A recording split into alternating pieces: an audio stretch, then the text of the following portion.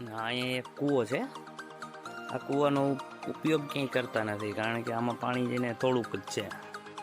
એક બે ઉલારા નીકળે એટલે પૂરું.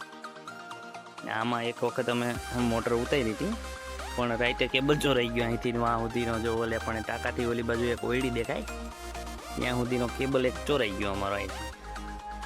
એટલે આવું બધું થાય એટલે એકણે આ પડતર રાખી દીધો છે કૂવો. કૂવામાં એક શીશો તરે પાણીમાં એક શીશો તરે એટલે થોડોક સેવારે. બાકી કૂવો ઊંડો નથી, 50 ફૂટ જેવો કૂવો છે.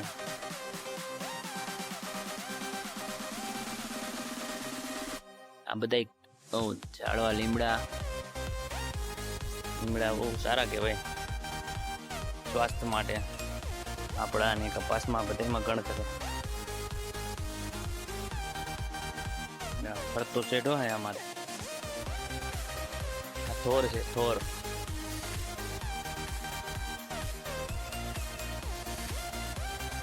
અહીંયા તો ગાયું રખડે ભાઈ. આમાં કાંઈ વાવેતર થયું નથી, પડતર પડ્યું એમાં ગાયું ચરે છે. બાજુમાં માંડવી વાવેલી છે, બાકી આ આંબલીના છોડ છે. એના બધા આંબલી છોડ છે, દેશી આંબલી. દેશી આંબલી. હવે અહીંથી કપાસ આપણો દેવા.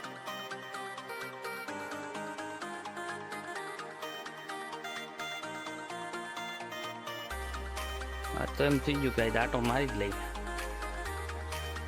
કેમ કે 11 રવિવારે તો પૂરા દિવસ વરસાદ જ હતો, એટલે ઘરથી બહાર નહોતો નીકળ્યો. ને આજ જરાક આમ ખુલ્લું વાતાવરણ, થોડુંક ડુંગળીમાં પાણી વારવા નતું, પાણી વાર્યું. જો પૈસા ચડાવેલા. એટલે આ બધું મજા આવે ખેતરમાં આમ રખડીને, તો એમ થાય આમ ખુલ્લામાં આવી ગયા. ઓલું તો બાંધેલા હોય એવું લાગે આપણને, કેમ થાય કામ ક્યાંક પૂરી દીધા જેલમાં.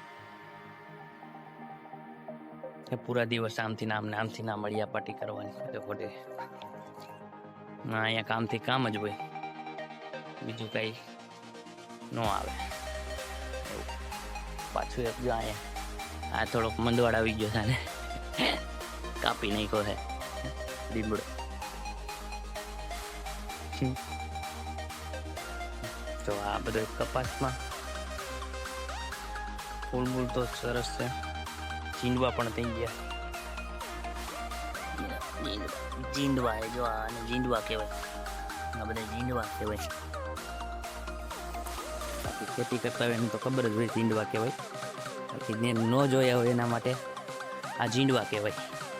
બાકી જોયેલા છે એને કંઈ કહેતો નથી. જેને નથી જોયા એને બતાડું કે આને જીંડવા કહેવાય.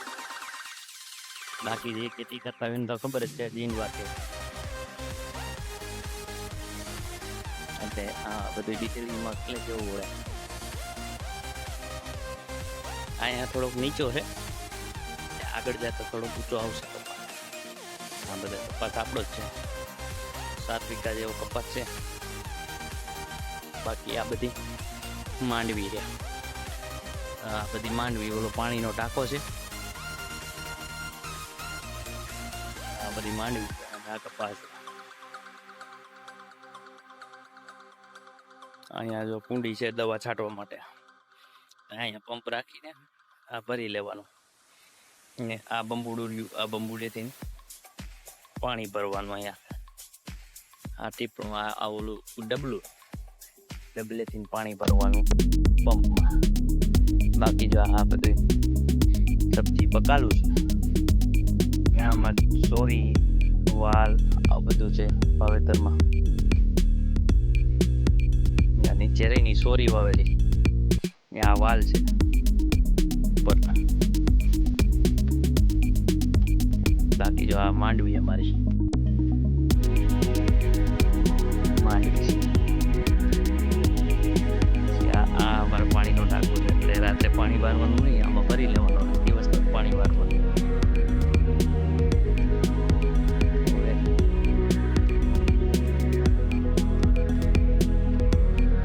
આ બધું અહીંયા અમે રહી છીએ. બાજુમાં બધે ઝાડ છે, આંબા છે, ચીકુડી છે, લીલી છે, પ્રાગવડ છે, વડલો છે, ખાટી આંબલી છે, બધું છે.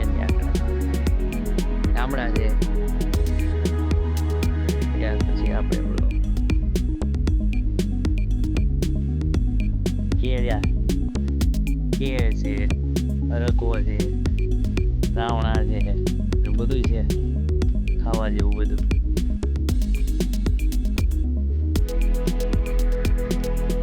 હાલો તો હવે ઘરેથી ફોન આવી ગયો છે. મેં હવે અહીંથી મારે પાછું રિટર્ન જવું છે.